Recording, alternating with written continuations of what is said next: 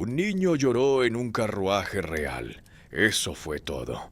Un niño asustado, sollozando ante una puerta de palacio en Madrid en la mañana del 2 de mayo de 1808. Y la multitud que observaba la partida real se convirtió en turba, la turba en insurrección, y la insurrección en la herida de 6 años que desangró al primer imperio francés de 1/4 de millón de hombres, y rompió la maquinaria militar más grande que el mundo moderno jamás había ensamblado. Napoleón Bonaparte había derrotado a Austria, Prusia, Rusia y a cada ejército profesional en Europa. Comandaba fuerzas que sus contemporáneos describían como imparables. El historiador Charles Esdaile, en su estudio autorizado sobre el conflicto, estima que las muertes francesas en España se acercaron al 1/4 de millón, más que todas las campañas europeas previas de Napoleón combinadas, perdidas ante un país que esperaba pacificar en semanas. En el momento en que lanzó su invasión más grande de la historia, 600.000 hombres hacia Rusia. Aproximadamente 300.000 veteranos experimentados estaban atrapados permanentemente en España, no disponibles como reserva, no disponibles como refuerzo, disponibles solo para el sangrado interminable de lo que él llegaría a llamar la úlcera española. Él mismo la llamó así, y desde el exilio en Santa Elena admitió que aquello lo destruyó. Pero aquí está lo que los historiadores nunca han resuelto del todo. Napoleón había predicho exactamente esto. En 1795, como joven general, había escrito en privado que una guerra terrestre en España era imposible de ganar debido a la resistencia popular que generaría. Conocía el terreno, conocía a la gente. Luego, 13 años después, con Europa conquistada y su juicio aislado por victorias ininterrumpidas, invadió de todos modos. Algo sucedió en la comprensión de Napoleón sobre sus propios límites entre 1795 y 1808. Los archivos documentan cada decisión que tomó. Nunca explican la única decisión que más importaba. Al final de este video, 3 hechos documentados reformularán todo lo que crees saber sobre el mayor fracaso de Napoleón. La batalla única en julio de 1808, librada por tropas que Napoleón llamó públicamente las peores de Europa, que forzó un cambio en la ley militar francesa, haciendo que la rendición no autorizada fuera castigada con la muerte. El rey instalado en el trono de España, que abolió genuinamente la Inquisición y sentó las bases conceptuales del Museo del Prado. Y fue tan odiado que sus súbditos inventaron toda una personalidad falsa para él, incluyendo un alcoholismo que no poseía. Y la palabra que el mundo entero usa ahora para la guerra irregular, guerrilla, nacida en estas montañas, en estos años, de personas que nunca habían leído un manual militar y no lo necesitaban. Para entender cómo el hombre que había conquistado Europa caminó hacia la trampa que él mismo había predicho, debemos retroceder a noviembre de 1807 y al momento en que una sola demanda prendió fuego a un continente. El sistema continental era el arma económica más ambiciosa que cualquier gobernante europeo hubiera intentado jamás, y tenía un defecto fatal. Requería que todos cooperaran. Tras la destrucción de la flota, combinada franco-española por el almirante Nelson en Trafalgar en octubre de 1805, Napoleón había abandonado su ambición de invadir Gran Bretaña a través del Canal de la Mancha. La Royal Navy lo hizo imposible. Así que pivotó hacia la guerra económica, una estrategia formalizada a través del Decreto de Berlín del 21 de noviembre de 1806 y ampliada por el Decreto de Milán del 17 de diciembre de 1807. El sistema continental fue diseñado para estrangular el comercio británico, prohibiendo a cada nación, bajo influencia francesa, realizar comercio con los británicos. Si se cortaba a Gran Bretaña de los mercados europeos, decía la teoría, su economía colapsaría, su gobierno caería y la guerra terminaría sin un disparo más. El problema era la geografía, la historia y un obstinado reino frente al Atlántico que había sido el aliado más cercano de Inglaterra desde el siglo XIV. Portugal se negó. La economía portuguesa dependía del comercio marítimo y la protección británica. Cumplir con los decretos de Napoleón habría significado la ruina económica inmediata. Cuando Napoleón exigió que Portugal cerrara sus puertos a los barcos británicos en el verano de 1807, el gobierno portugués resultó dilatorio, luego resistente y finalmente simplemente inamovible. La respuesta de Napoleón fue característicamente decisiva. Eliminaría la obstrucción por la fuerza. Negoció el tratado de Fontainebleau con Manuel de Godoy, el polémico primer ministro de España, un hombre que había ascendido desde orígenes aristocráticos modestos gracias al patrocinio del rey Carlos IV y de quien se decía que debía su posición en parte a una relación romántica con la reina María Luisa. Godoy era detestado por el público español, culpado del malestar económico y de la catástrofe de Trafalgar, y estaba lo suficientemente desesperado por el favor de Napoleón como para aceptar una partición de Portugal en la que él personalmente recibiría el principado sureño de los Algarbes. Bajo los términos del tratado, las tropas francesas transitarían por España para subyugar a Portugal. España cooperaría, todos se beneficiarían. El general Jean Andoche Junot marchó con 25.000 a 30.000 soldados franceses a través de territorio español en el otoño de 1807, navegando por condiciones duras en carreteras que los historiadores militares han descrito como apenas adecuadas para el paso de un gran ejército. Capturó Lisboa el 30 de noviembre y la familia real portuguesa, escoltada por la Royal Navy, zarpó hacia Brasil. No fue una capitulación, sino un traslado. Toda la monarquía portuguesa se transfirió a su colonia sudamericana antes que aceptar el dominio francés, llevándose la corte, el tesoro y todo lo que pudieron cargar a través del Atlántico. Fue un acto sin precedentes.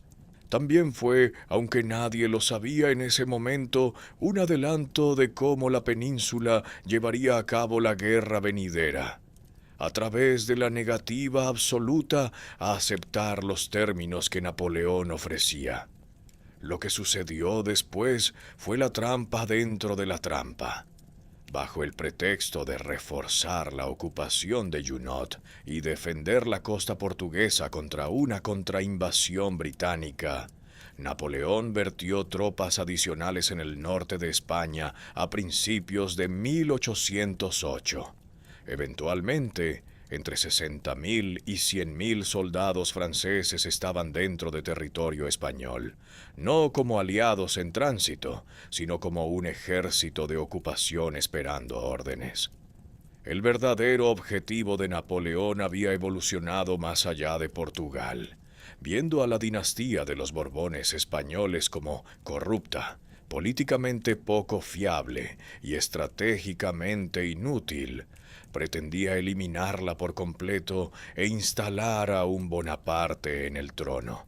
La familia real española, paralizada por disputas internas y ajena a la magnitud de lo que se avecinaba, le daría exactamente la apertura que necesitaba. Ya se estaban destruyendo desde dentro. La familia real española, en 1808, era un grupo de 3 personas en conflicto abierto.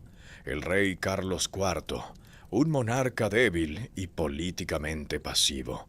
Su esposa, la reina María Luisa de Parma, y su hijo mayor, el príncipe heredero Fernando, quien había pasado su juventud excluido del poder y ardiendo de resentimiento hacia sus padres y el favorito que habían elevado por encima de él. Fernando ya había sido arrestado en octubre de 1807 por conspirar contra su padre y Godoy.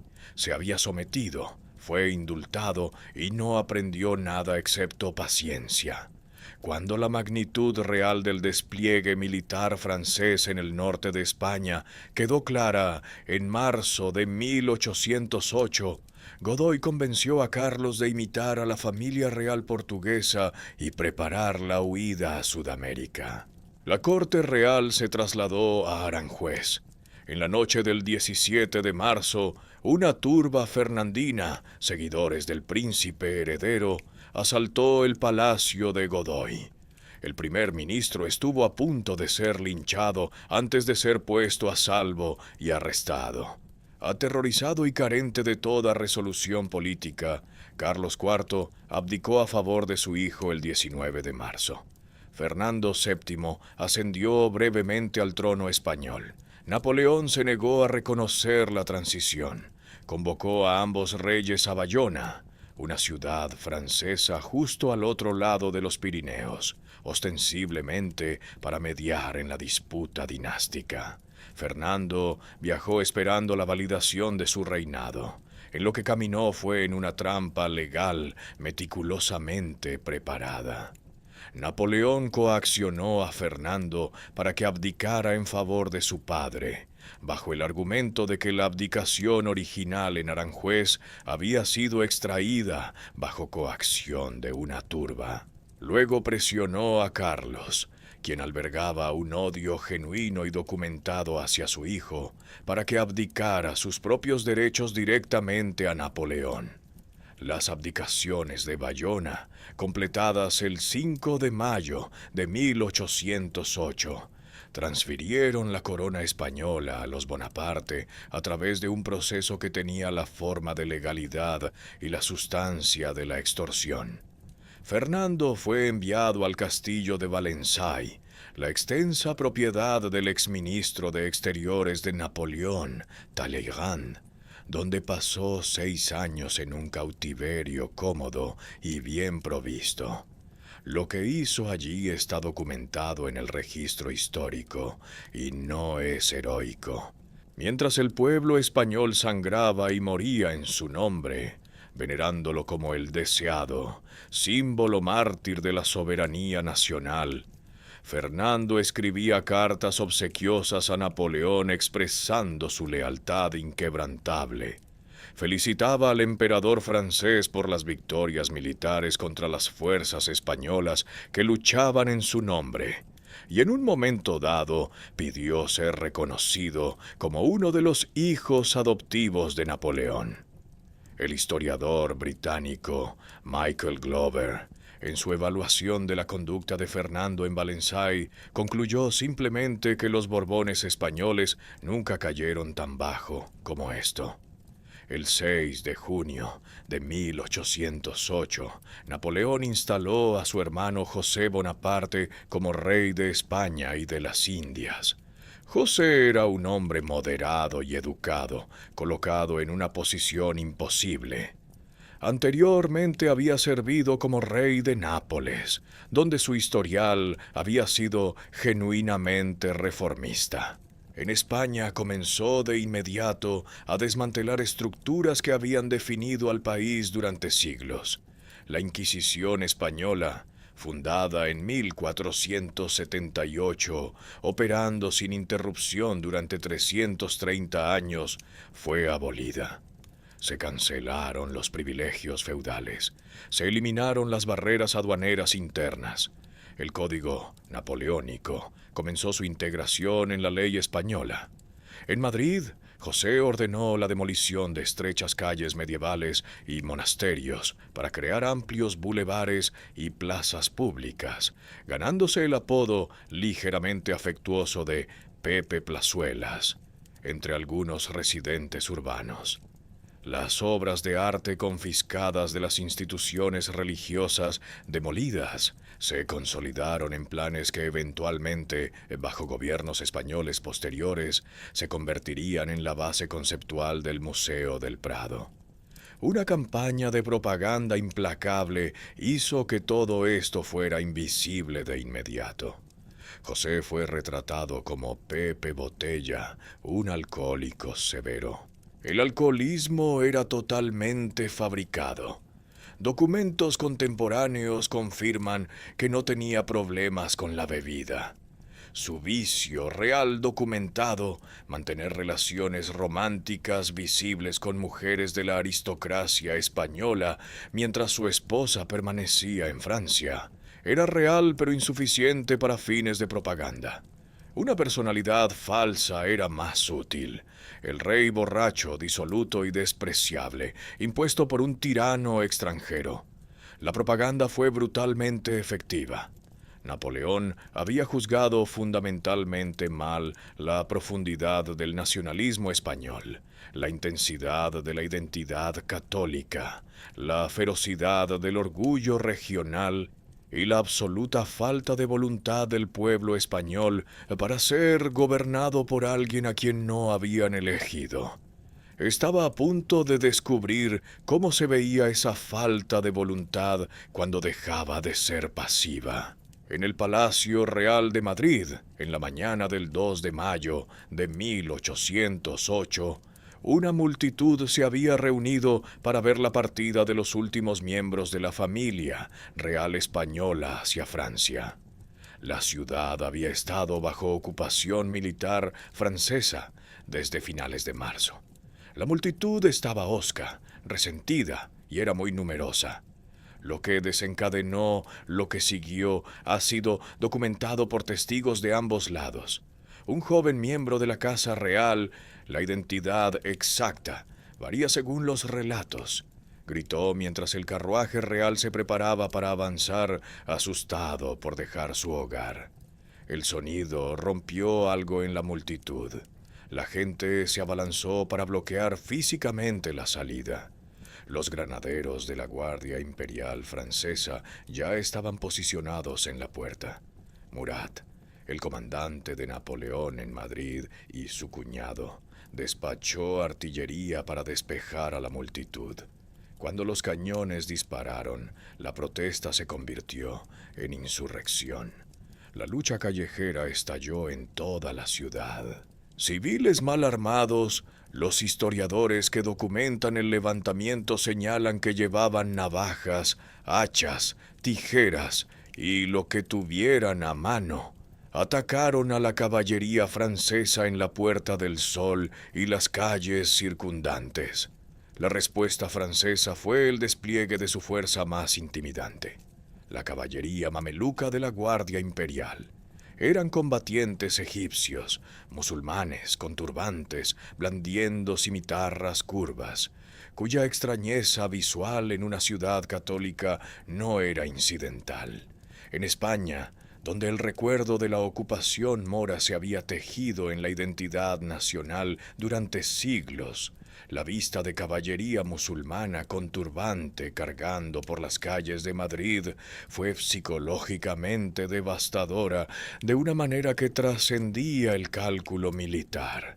La proclama de Murat a sus tropas ese día se ha conservado en múltiples fuentes históricas.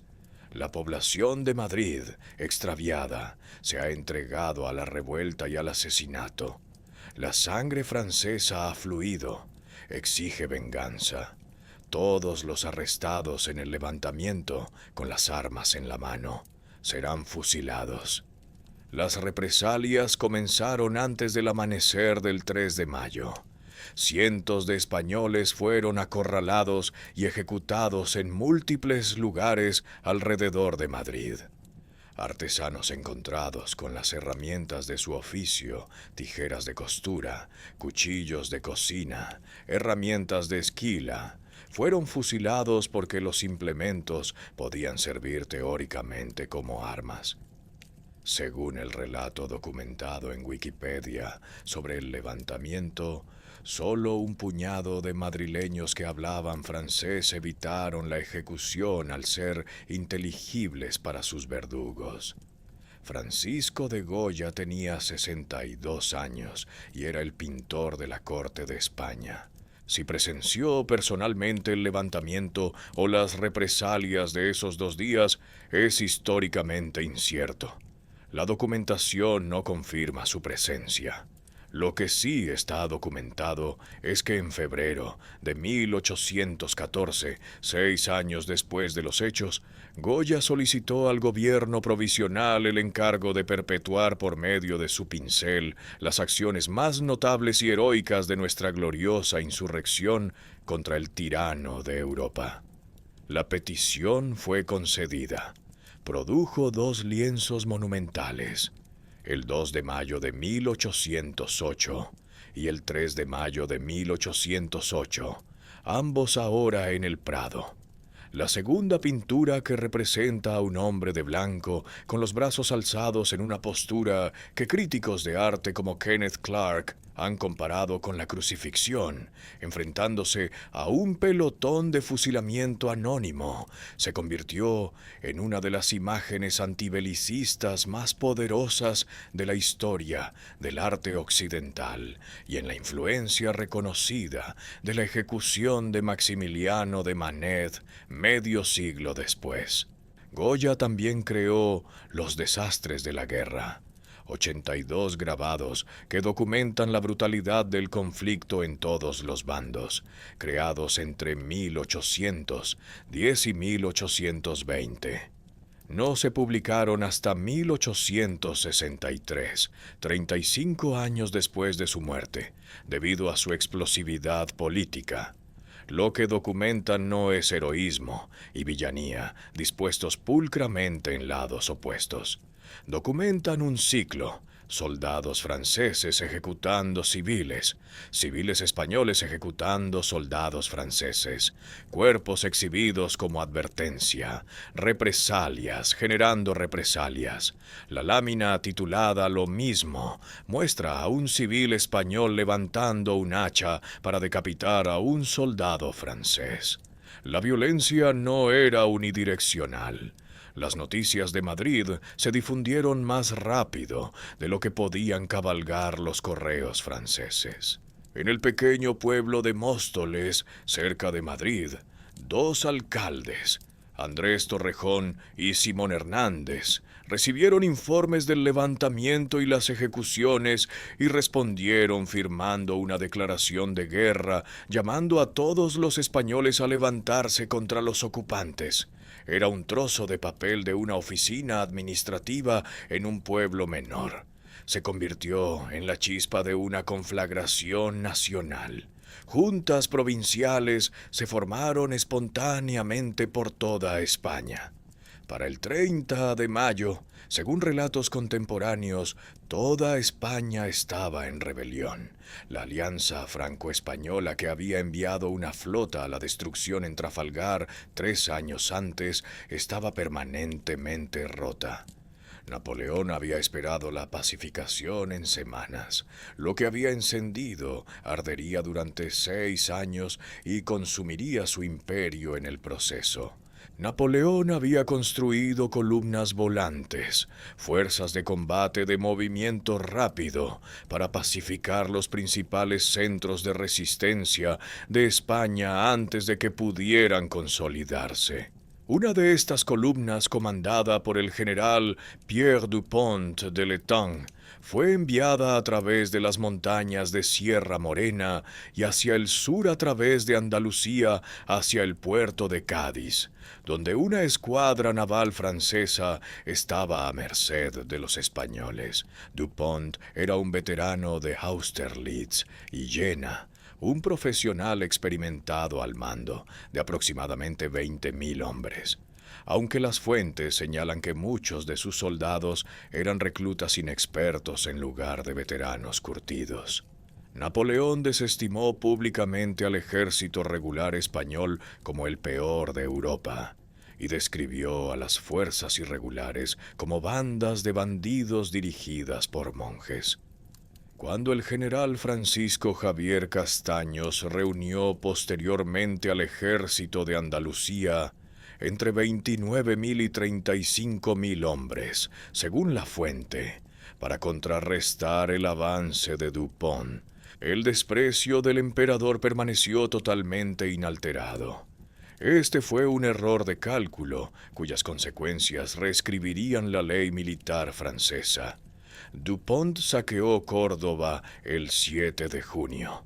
El saqueo enfureció a la población y generó precisamente la respuesta guerrillera que eventualmente cortaría sus líneas de suministro. Se retiró a Andújar, en el río Guadalquivir, y permaneció allí, indeciso, según los historiadores militares, durante casi un mes mientras las fuerzas españolas se reunían a su alrededor. Su vacilación consumió el único recurso que no podía recuperar, el impulso estratégico. Castaños ejecutó una maniobra sofisticada. Fijando a Dupont en Andújar con parte de su fuerza, despachó al general Theodor von Reding, un oficial de origen suizo que había pasado su carrera al servicio de España, para cruzar el Guadalquivir en Mengíbar y tomar la ciudad de Bailén. Esto situó a la fuerza de Reding directamente en la carretera que conectaba a Dupont con Madrid, atrapando efectivamente a los franceses entre dos columnas españolas con su línea de retirada cortada. Aproximadamente a las 3 de la mañana del 19 de julio de 1808, Dupont forzó la marcha de sus tropas hacia Bailén y chocó directamente con las fuerzas de Reding que descendían desde la dirección opuesta. Lo que siguió en el calor de julio de Jaén fue un intento francés prolongado y desesperado por romper el cerco. Dupont lanzó 3 cargas contra la línea de Reding. Las 3 fueron repelidas por el fuego constante de la artillería e infantería españolas. El propio Dupont resultó herido. Su ejército, deshidratado y sin suministro de agua, comenzaba a desintegrarse. Un detalle extraordinario surge de la documentación de la batalla. Algunas de las tropas suizas que servían bajo Dupont desertaron al lado de Reding en pleno combate. Reding, siendo el mismo de origen suizo y comandando tropas de la misma tradición cultural, creó una fractura de lealtad que el mando francés no había anticipado y no pudo abordar. Alrededor de las 12:30 de la tarde, Dupont solicitó un alto el fuego y entró en negociaciones de rendición. Lo que siguió se convirtió en una de las decisiones militares más trascendentales de la era napoleónica. En la capitulación firmada el 22 de julio, Dupont rindió no solo a su propia fuerza, sino también a la división del general Bedel, a pesar de que las tropas de Bedel estaban fuera del cerco español con una ruta de escape viable. Aproximadamente 17.000 hombres entraron en cautiverio español, convirtiendo a Bailén en la peor derrota individual que los franceses sufrieron en toda la guerra de la independencia. Las bajas de combate francesas ascendieron a entre 1.800 y 2.600 muertos.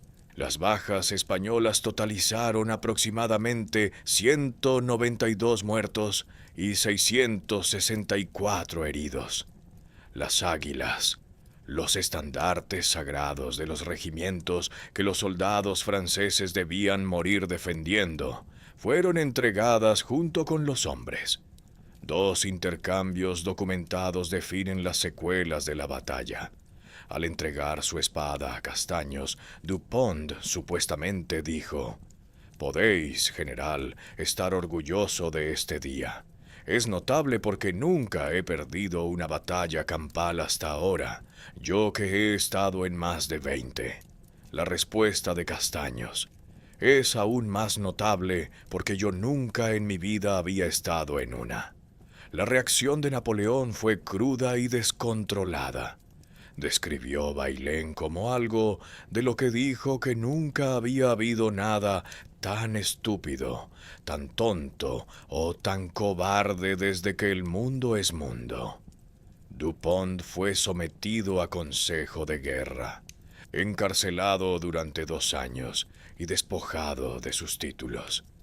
La consecuencia institucional más amplia fue un decreto imperial fechado el 1 de mayo de 1812, que declaraba cada rendición no autorizada por un comandante en el campo como un acto criminal castigado con la muerte. Una sola batalla produjo un cambio permanente en la ley militar francesa. El destino de los prisioneros merece su propio relato.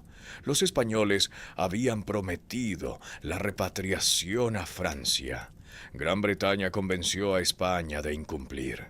Los aproximadamente 17.000 prisioneros franceses fueron confinados en la árida isla de Cabrera, en el Mediterráneo, sin suficiente comida, agua, refugio ni instalaciones médicas. Miles murieron de desnutrición, enfermedades y exposición. Fue un crimen de guerra en el bando aliado, documentado y ampliamente olvidado. José Bonaparte huyó de Madrid inmediatamente después de recibir las noticias de Bailén. Toda la presencia militar francesa en España se refugió detrás del río Ebro. En toda Europa, en las cortes de Austria, Prusia y Rusia, se estaba experimentando algo nuevo: el entendimiento de que los ejércitos de Napoleón podían rendirse. El mito de la inevitable victoria francesa en batalla abierta, el fundamento psicológico de la dominancia estratégica francesa, se había agrietado. La palabra no existía antes de esta guerra.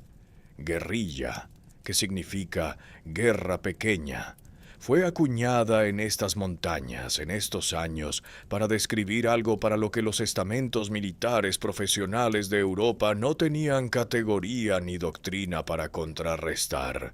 Ahora está en cada manual militar del mundo. Karl von Clausewitz, el teórico militar prusiano cuya obra De la guerra sigue siendo fundamental, analizó la insurgencia española mientras desarrollaba su concepto del pueblo en armas y la teoría de la guerra total.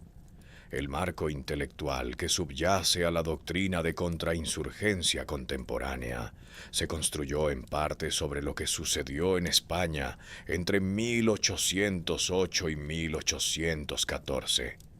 Lo que ocurrió fue un cambio de paradigma en la naturaleza fundamental de la guerra. Napoleón había construido la fuerza militar convencional más fina de la historia europea. Un ejército optimizado para la batalla decisiva, capaz de concentrar una fuerza abrumadora en el punto crítico, con una velocidad que ninguna tradición militar del siglo XVIII podía igualar. Contra los ejércitos profesionales europeos que aceptaban la lógica de guerra existente, esto era casi imparable. La insurgencia española rechazó esa lógica por completo. La doctrina operativa que desarrollaron los guerrilleros se basaba en lo que tenían en lugar de en lo que les faltaba. Carecían de artillería, caballería, entrenamiento profesional y la profundidad organizativa para sostener enfrentamientos campales contra veteranos franceses. Poseían un dominio completo de la topografía local, la cooperación activa de la población civil, tiempo ilimitado, y la negativa absoluta a aceptar que perder batallas significaba perder la guerra. Los oficiales franceses describían en sus memorias enfrentarse a enemigos invisibles que nunca estaban donde los franceses miraban. combatientes que ejecutaban una emboscada devastadora desde un paso de montaña rocoso y se desvanecían entre la población civil antes de que llegaran los refuerzos franceses. La asimetría de inteligencia que esto creó fue estratégicamente decisiva. Las bandas de guerrilleros estaban integradas y sostenidas por las comunidades locales. Recibían inteligencia en tiempo real sobre los movimientos franceses, la fuerza de las tropas y las rutas de suministro de toda una población civil que tenía motivos personales para proporcionar información precisa. Los franceses, por el contrario, estaban funcionalmente ciegos. Los guerrilleros interceptaban sistemáticamente a los correos franceses, lo que significaba que las órdenes de Napoleón, basadas a menudo en información que ya tenía semanas de antigüedad cuando llegaba a París, frecuentemente nunca llegaban a los mariscales a los que iban destinadas. Ejércitos franceses adyacentes a veces no tenían idea de lo que estaba haciendo el otro, porque la comunicación entre ellos había sido cortada por personas con navajas y conocimiento local. La trampa de personal que esto creó está bien documentada.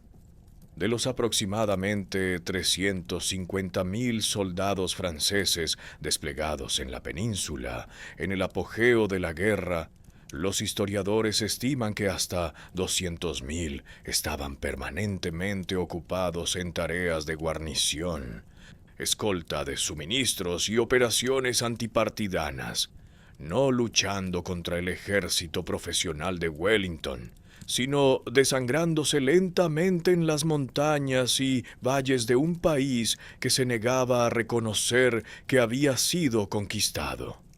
Esto significaba que la fuerza de combate francesa real disponible era consistentemente y dramáticamente menor de lo que sugerían las cifras oficiales. El bucle de retroalimentación que los franceses crearon a través de su respuesta a la insurgencia agravó el problema. Las represalias contra civiles sospechosos de ayudar a los guerrilleros crearon más guerrilleros de los que eliminaron. Pueblos quemados, instituciones religiosas profanadas, civiles ejecutados. Cada atrocidad francesa expandía la base de reclutamiento de la insurgencia. Cada soldado francés que cometía violencia contra un civil español estaba, en términos prácticos, haciendo el trabajo de reclutamiento para la insurgencia. La palabra que los españoles dieron al mundo no era solo un término, era una doctrina, una filosofía y una advertencia que el imperio de Napoleón nunca fue capaz de absorber. A los 2 años del levantamiento del 2 de mayo, la improvisación caótica de la insurgencia temprana había evolucionado hacia algo que la teoría militar europea no tenía marco para describir. Ejércitos irregulares, con la sofisticación organizativa de las fuerzas regulares y una flexibilidad operativa que las fuerzas regulares nunca podrían alcanzar. Los hombres que comandaban estas fuerzas no eran los rústicos combatientes campesinos de la mitología popular.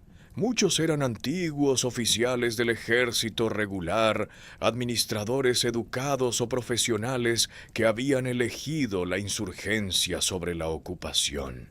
Los más formidables de ellos crearon estructuras estatales paralelas, sistemas de impuestos, redes de suministro, aparatos de inteligencia que operaban en competencia directa con el gobierno militar francés. Francisco Espós y Mina se ganó su título de El Rey Chiquito a través de un dominio documentado sobre Navarra y Aragón tan completo que los franceses apenas podían moverse fuera de las murallas fortificadas de Pamplona o Zaragoza sin encontrar sus operaciones. Había tomado el mando de la división de Navarra después de que su sobrino, Francisco Javier Mina, fuera capturado en marzo de 1810. Lo que construyó representa posiblemente la organización militar insurgente más sofisticada del siglo XIX. La fuerza de Espoz y Mina llegó a alcanzar aproximadamente los 11.000 hombres. Resolvió el problema logístico con pragmatismo característico. Creó un sistema de impuestos en la sombra aplicado a las mercancías francesas que transitaban por su territorio. El ejército ocupante estaba financiando la insurgencia contra sí mismo. Mantenía una disciplina estricta, distinguiendo su fuerza del bandolerismo oportunista. La distinción entre guerrillero y bandido para Espoz y Mina no era filosófica, sino operativa. Los bandidos alienaban a la población civil cuyo apoyo hacía que todo lo demás fuera posible. Su método táctico era una clase magistral de economía de fuerza. Mantenía una vasta red de inteligencia civil. Convocaba a sus combatientes dispersos solo para enfrentamientos planeados en terrenos de su elección, asegurando la superioridad numérica en el punto de contacto. Después de cada acción, sus hombres se dispersaban de nuevo entre la población agrícola. Para finales de 1810, aproximadamente 38.000 tropas francesas estaban desplegadas únicamente intentando neutralizar las operaciones de Espoz y Mina. Una fuerza de 38.000 hombres, comprometidos permanentemente a perseguir sombras por los pasos de montaña. Juan Martín Díez, el empecinado, llevó a cabo sus operaciones en Castilla, la Vieja y la cuenca del Tajo, con un enfoque estratégico diferente: cortar las líneas de comunicación entre Madrid y Francia. Había comenzado en 1808, emboscando a un solo correo francés. A lo largo de 6 años llegó a comandar miles de combatientes y fue finalmente comisionado formalmente como capitán general en el ejército regular español. Su interdicción sostenida del eje de comunicación Madrid-Francia hizo que la capacidad de Napoleón para coordinar la estrategia a través de la península fuera cada vez más teórica y menos real. Ambos hombres demuestran la evolución de la insurgencia, de la rabia espontánea a operaciones militares estructuradas que complementaban las campañas convencionales de Wellington, de maneras que hicieron que ambas fueran más efectivas de lo que cualquiera de las dos podría haber sido por sí sola. La doctrina militar moderna llama a esto sinergia civil-militar. Los insurgentes españoles y el ejército de Wellington la practicaban 2 siglos antes de que el concepto tuviera nombre. Napoleón lo llamó un simple general de cipayos. El desprecio fue consistente, y dado lo que siguió, quizás el error de juicio militar más costoso de la carrera de Napoleón. Arthur Wellesley nació el 1 de mayo de 1769 en Dublín. Se comisionó en 1787. Sirvió temprano en la campaña de Flandes de 1794 y luego zarpó hacia la India, que es donde el epíteto de general de cipayos de Napoleón comienza a desmoronarse.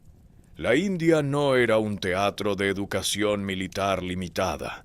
Fueron 6 años de mando operativo sostenido contra enemigos que frecuentemente eran más numerosos y operaban en terrenos y climas que hacían que las condiciones de campaña europeas parecieran benignas. La batalla que definió su comprensión táctica ocurrió el 23 de septiembre de 1803 en Assaye. Wellesley se enfrentó a un ejército maratha que los historiadores estiman en 5 veces el tamaño de su propia fuerza. Ganó mediante una maniobra agresiva y una concentración táctica de fuerza, que más tarde describió como algo que requirió una improvisación significativa bajo presión. Wellington describió a Salle en años posteriores como la mejor batalla que jamás libré.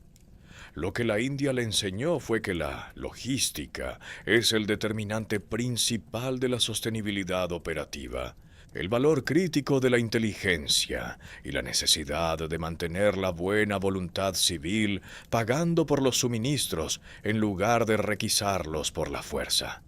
Las 4 lecciones resultarían decisivas en la península. Regresó a Inglaterra en 1806 como un héroe nacional. En junio de 1808, su fuerza fue redirigida a Portugal. Mi suerte está echada. Escribió antes de partir. Pueden abrumarme, pero no creo que me superen en maniobra, porque no les tengo miedo como todos los demás parecen tenerles. Desembarcó en la bahía de Mondego el 1 de agosto con unos 15,000 hombres. 16 días después, en la batalla de Roliça, su fuerza derrotó a una fuerza de demora francesa. 4 días más tarde, en Vimeiro, perfeccionó una táctica que definiría los siguientes 6 años de guerra en la península. La defensa en la ladera inversa. El principio era elegante y devastador. La doctrina ofensiva francesa dependía de la infantería en masa avanzando en columna, formaciones que generaban choque psicológico, pero ponían relativamente pocos mosquetes en juego simultáneamente. Estas columnas solían estar precedidas por un pesado bombardeo de artillería. La respuesta de Wellington fue posicionar a su infantería justo detrás de la cresta de las colinas, protegiéndolos de un fuego de artillería que literalmente no podían ver. Cuando las columnas francesas coronaban la cima, se encontraban no con tropas rotas, sino con líneas británicas de 2 rangos que lanzaban fuego concentrado a corta distancia. La columna se convirtió en una carga contra un enemigo que no podía ver ni suprimir. La victoria en Vimeiro fue casi de inmediato desperdiciada, no por Wellington, sino por los generales que lo precedieron en el mando y negociaron la Convención de Sintra, que permitió al ejército francés derrotado ser evacuado de vuelta a Francia en barcos de la Royal Navy, con todo su equipo y botín. La indignación pública en Gran Bretaña fue intensa. Se convocó una investigación formal. Wellington fue el único comandante superior totalmente exonerado y la investigación que debería haber terminado con su carrera, en cambio, le aseguró el mando único de las fuerzas británicas en la península. Regresó a Portugal en abril de 1809 con 28,000 soldados británicos y 16,000 portugueses. El ejército francés en España sumaba 360,000. Él no sería abrumado. En su lugar, construiría algo en las colinas al norte de Lisboa que cambiaría el carácter de la guerra por completo. En octubre de 1809, Wellington dio órdenes para comenzar la construcción de un sistema defensivo al norte de Lisboa. Las órdenes eran precisas y clasificadas en un grado notable. El secreto fue tan completo que incluso algunos de los propios ingenieros supuestamente no entendían el alcance total de lo que estaban construyendo.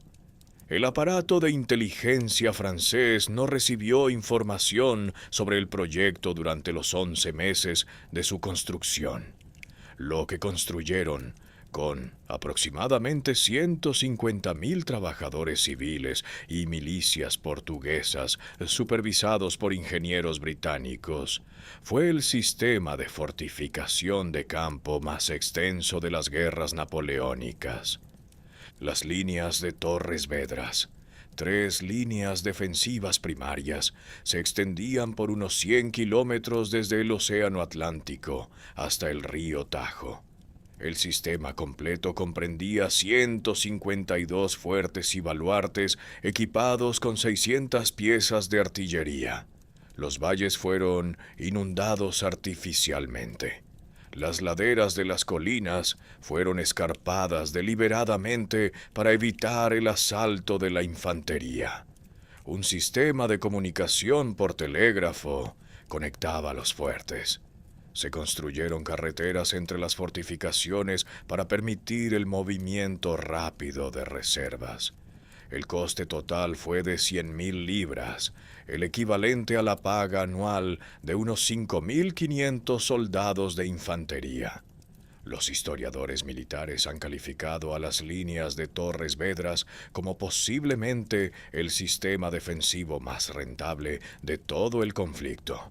Las líneas eran solo una dimensión de la estrategia de Wellington. La otra era la destrucción sistemática.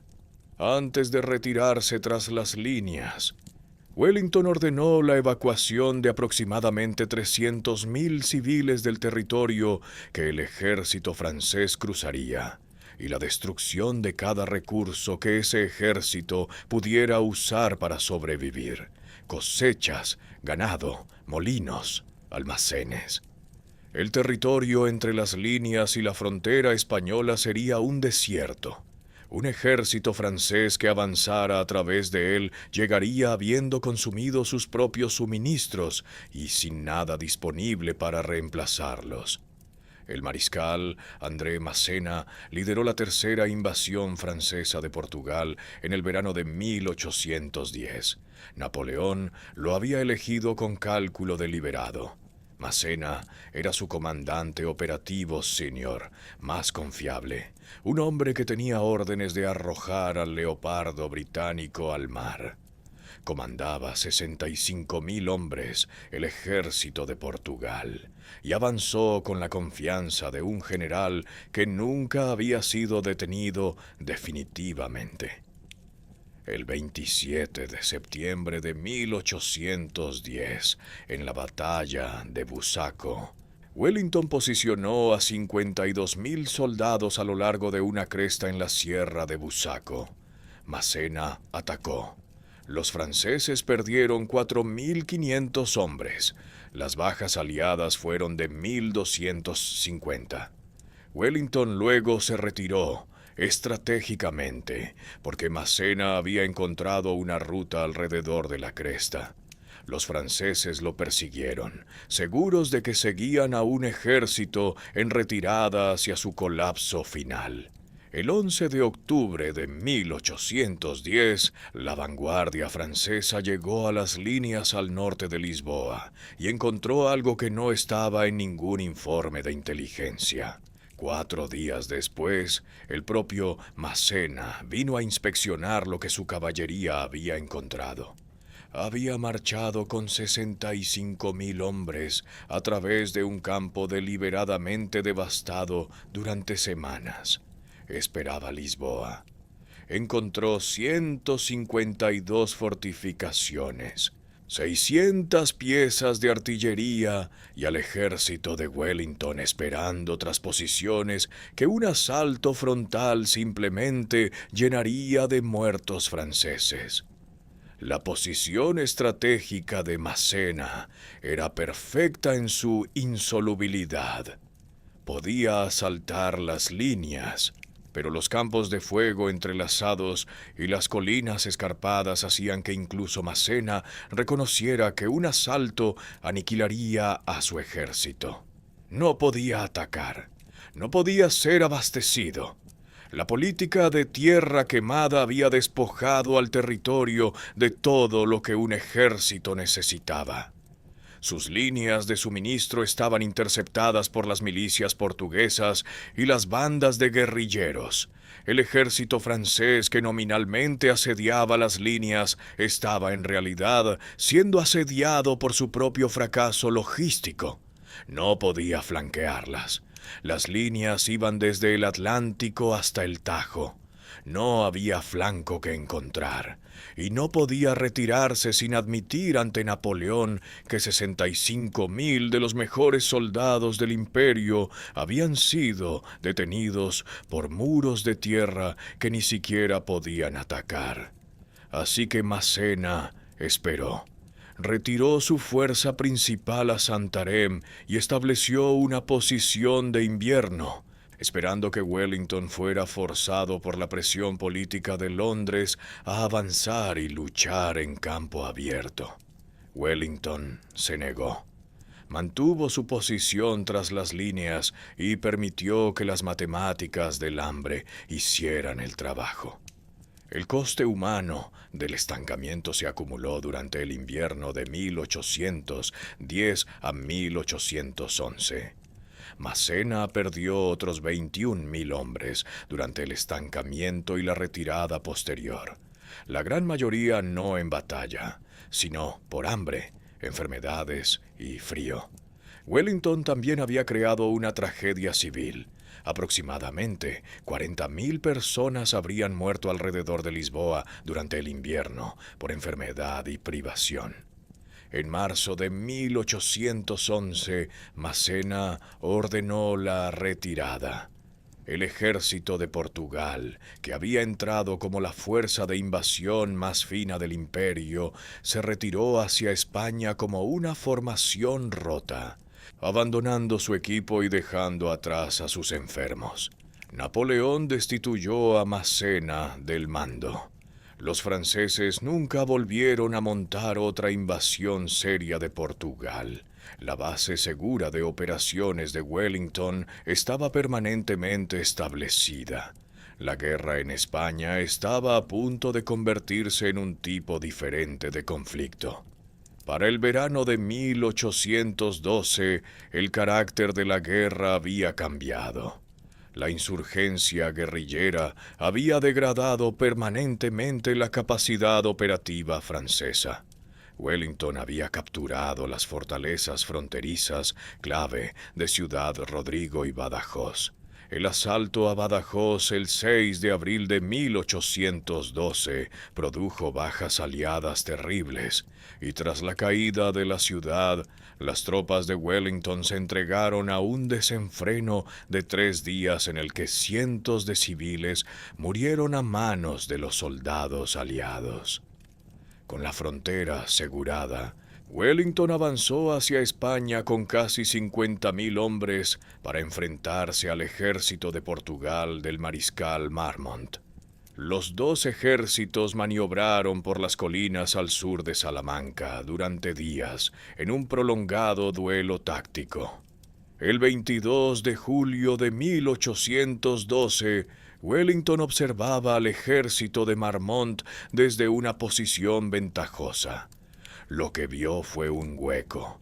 La división de vanguardia de Marmont se había adelantado significativamente al cuerpo principal durante un movimiento lateral, creando una separación de 1,5 kilómetros.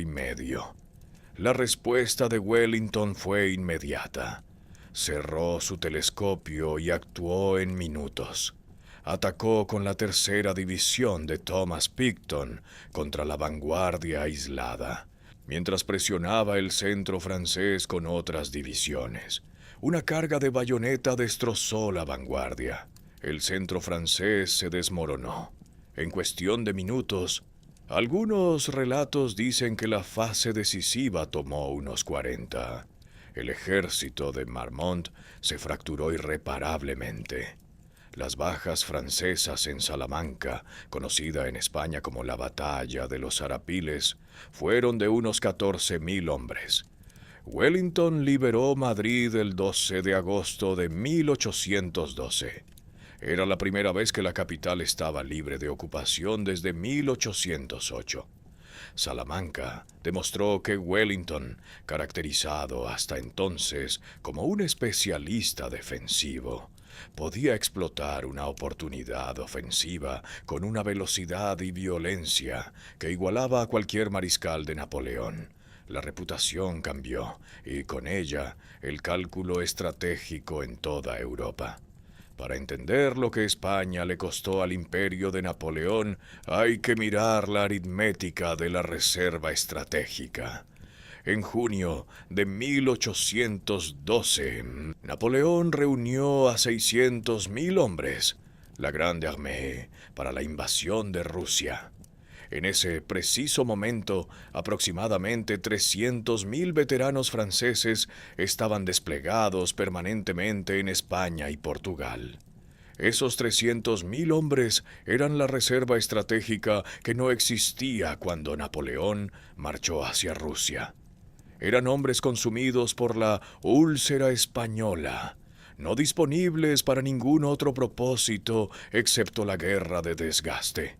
Cuando la Grande Armée comenzó su catastrófica retirada de Moscú, Napoleón no tenía reservas a las que recurrir. Los veteranos que podrían haber estabilizado la retirada o reforzado las guarniciones en Alemania estaban muriendo en los pasos de montaña españoles. Para 1809, las bajas francesas en España ya excedían el total de todas las campañas europeas previas de Napoleón combinadas.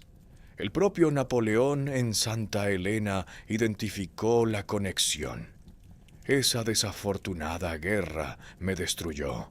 Dividió mis fuerzas, multiplicó mis obligaciones, minó mi moral.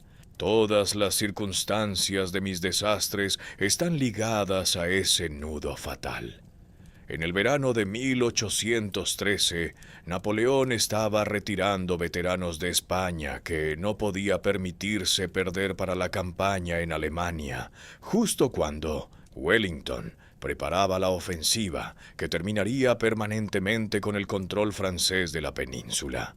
La úlcera española y el desastre ruso no eran eventos separados, eran las dos dimensiones de un único fracaso estratégico.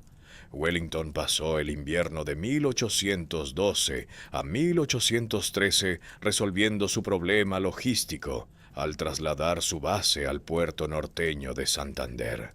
Cuando avanzó en mayo de 1813 con 121.000 soldados, lo hizo con un ejército mejor alimentado y equipado que nunca. Su maniobra para llegar a Vitoria fue una obra maestra. Mientras comandaba una pequeña fuerza central como finta, despachó el grueso del ejército a través de un terreno montañoso que la inteligencia francesa había descartado como impasable. Los franceses perdieron el contacto con Wellington durante 4 días completos, y cuando lo restablecieron ya estaban flanqueados. El rey José Bonaparte y el mariscal Jourdan se retiraron hacia Vitoria. La elección de la posición defensiva de José fue problemática. Las carreteras estaban bloqueadas por el equipaje acumulado de 6 años de ocupación. El guardarropa de José, el tesoro del ejército y años de riqueza española expoliada cargada en cientos de vagones que bloqueaban los movimientos de las tropas. El 21 de junio de 1813, Wellington lanzó 4 columnas simultáneas contra la posición francesa. La tercera división de Thomas Picton rompió el centro francés. La derecha francesa, cortada de la carretera hacia Francia, no tenía a dónde retirarse. Lo que siguió fue menos una batalla que una disolución. José Bonaparte escapó de su carruaje por poco, abandonándolo para huir a caballo. La victoria se definió por las capturas, 152 piezas de artillería, el tesoro real de José y 6 años de botín acumulado. Entre los objetos recuperados del equipaje de José por los dragones ligeros británicos había una vasinilla de plata que pertenecía al rey. El regimiento la adoptó como trofeo, apodándola el Emperador, y hasta el día de hoy se saca en las noches de gala para brindar con champán. Es el monumento más apropiado a la guerra de la península que existe. Una pieza de plata doméstica, poco digna, algo absurda y permanente. Las consecuencias estratégicas de Vitoria fueron inmediatas. Austria se movilizó y declaró formalmente la guerra a Francia. La sexta coalición cristalizó en torno a las noticias de Vitoria. Beethoven compuso La victoria de Wellington para conmemorar la batalla. José Bonaparte había perdido su reino en una tarde. Las cifras de muertes francesas en España se acercan al 250.000. Un estudio reciente sugiere que aproximadamente el 77% de las bajas francesas fueron infligidas por las fuerzas regulares o guerrillas españolas, mientras que aproximadamente el 23% es atribuible al ejército anglo-portugués de Wellington. España hizo la mayor parte del trabajo, aunque rara vez recibe el crédito en la historia de habla inglesa. El coste financiero fue igualmente catastrófico. El sistema continental que se suponía iba a derrotar a Gran Bretaña fracasó demostrablemente. La guerra diseñada para estrangular a Gran Bretaña había abierto nuevos mercados portugueses al comercio británico, mientras consumía las reservas financieras francesas. 60 batallas importantes, 30 asedios, 6 años de guerra continua. De los 156 regimientos de infantería del ejército francés, 84 habían luchado en la península. No fue un espectáculo secundario, fue el compromiso militar más largo y costoso de la carrera de Napoleón. Dentro de los muros de Cádiz, la única ciudad en la Europa continental que sobreviviría a un asedio de las fuerzas de Napoleón, se libraba una guerra diferente. Durante 31 meses, desde febrero de 1810 hasta agosto de 1812, la ciudad sostuvo el asedio. En ese territorio, nunca sujeto a la ocupación francesa, se convocaron las Cortes de Cádiz, que redactaron la Constitución Española de 1812. Establecía una monarquía constitucional con poderes limitados, igualdad ante la ley y la abolición de los privilegios feudales. Se convirtió en la plantilla para las constituciones liberales en toda Europa y América Latina. Napoleón liberó a Fernando VII a finales de 1813 para desestabilizar al gobierno de Cádiz. Fernando regresó a España en marzo de 1814 ante una celebración popular inmensa. Sin embargo, a las pocas semanas, Fernando derogó la Constitución, disolvió las Cortes y restauró la monarquía absoluta y la Inquisición. Los liberales que habían redactado la Constitución fueron encarcelados o exiliados. Los afrancesados, los colaboradores españoles del régimen de José, huyeron con el ejército francés. Entre ellos estaba Goya, quien murió en el exilio en Francia. La promesa constitucional de Cádiz y la realidad reaccionaria de la restauración de Fernando produjeron un siglo de conflicto civil en España que la Constitución había intentado evitar. La guerra que España ganó militarmente la perdió políticamente. Zaragoza fue reducida a escombros antes de rendirse. Su defensa se convirtió en un símbolo de resistencia nacional. Cuando los franceses regresaron en diciembre de 1808, trajeron artillería pesada y 40.000 soldados. La lucha fue habitación por habitación. Durante el asalto a la puerta del Portillo, una joven de 22 años llamada Agustina de Aragón dio un paso adelante cuando los artilleros españoles habían caído. Tomó la mecha y disparó un cañón de 24 libras a quemarropa contra la columna francesa que avanzaba. El asalto se rompió y Agustina se convirtió en el símbolo más reconocible de la resistencia civil. Sobrevivió a la guerra y terminó sirviendo como oficial en el ejército de Wellington. Zaragoza capituló finalmente en febrero de 1809. Más de 50.000 defensores y civiles habían muerto, la mayoría por una epidemia de tifus. En la batalla de Albuera, en 1811, el coronel británico William Inglis, herido de gravedad, se negó a ser evacuado y gritó a sus hombres: «Morid duro, 57, morid duro». El regimiento mantuvo su posición y el apodo de Die Hards pasó a la tradición militar británica.